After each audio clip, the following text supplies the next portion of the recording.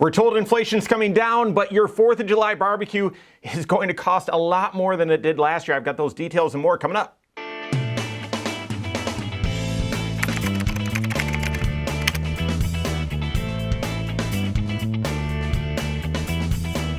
My name's Mike Bernard. I'm the host of the Wise Money Show. I'm also one of the certified financial planners right here at Korhorn Financial Group. Make sure you hit that subscribe button, turn on notifications, and smash that thumbs up button. All right. Overall, there's been good news over the past several months about inflation, right? And so even though it doesn't feel like it, inflation is actually coming down, or at least the CPI has been coming down. Now, the reason it doesn't feel like this is because, in my opinion, and I'm assuming you feel the same way, inflation goes away when prices go back to where they were, right? That's only logical. But in fact, in economics, inflation is a rate of change number.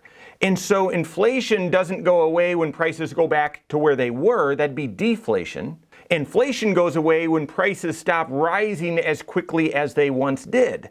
So if a year ago, prices from the year before that had been accelerating at a very steep rate, and today, compared to last year, prices are just a little bit higher, well, inflation has calmed down. It's gone away. And if you can just look at this data, yeah, this is fantastic news. The most recent inflationary numbers from the CPI, suggest that inflation's at its lowest spot in a couple of years, 4% annualized year over year increase in prices. Now, that's still well above the long-range target of the Federal Reserve and the long-range experience that we've all had, but certainly better than the 9% that we had a year ago. Now, here's the question,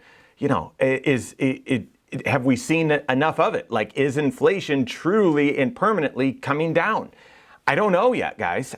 We've never printed $5 trillion and stuffed it into the economy in a matter of months. I don't know. To me, I'm on high alert that inflation has not officially gone away. And I'm also just a bit skeptical that not everything's being fully factored into the CPI. All the stuff that you and I would say, no, that's reality. This is our normal cost of living. I don't know if that's fully represented.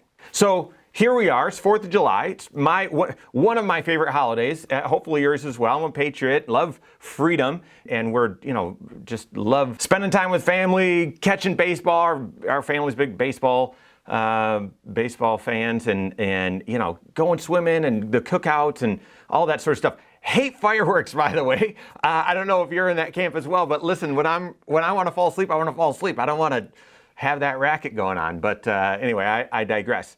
So I was expecting prices from last 4th of July to this 4th of July. CPI is saying, it's only up 4%. I was expecting that in reality, things are costing more than that. And I saw a report just last week about how your 4th of July barbecue, the cost this year stacks up to the cost last year. Well, if you look at your meat, your beef, your steak, your chicken, that sort of stuff, not too exciting. Actually, I was thrilled and a little bit surprised by these numbers that, that meat up a little bit, or beef up a little bit, steak up a little bit, chicken down a little bit. So you would argue for your burger or for the grilled chicken or whatever, prices are pretty similar to where they were a year ago. And that gives a sense that, maybe inflation has officially calmed down. But take a look at your accessories or your sides.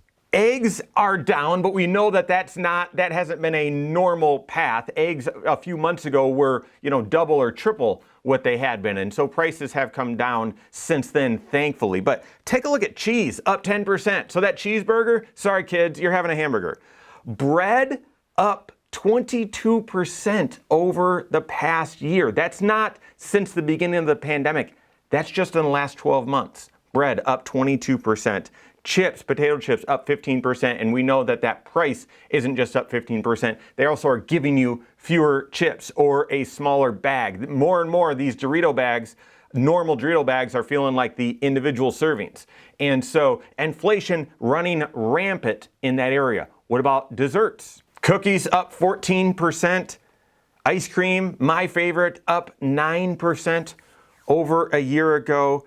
And then stuff to drink, pop up 14%, alcohol up 8%. Guys, your 4th of July this year, this isn't even counting fireworks or some of the other things that you may be serving, your 4th of July cookout is far more expensive this year than it was last year. So that's the bad news. That's the bad news. What are the main takeaways? What should you be doing about it? Guys, I remain vigilant, and I'd encourage you to have this posture as well.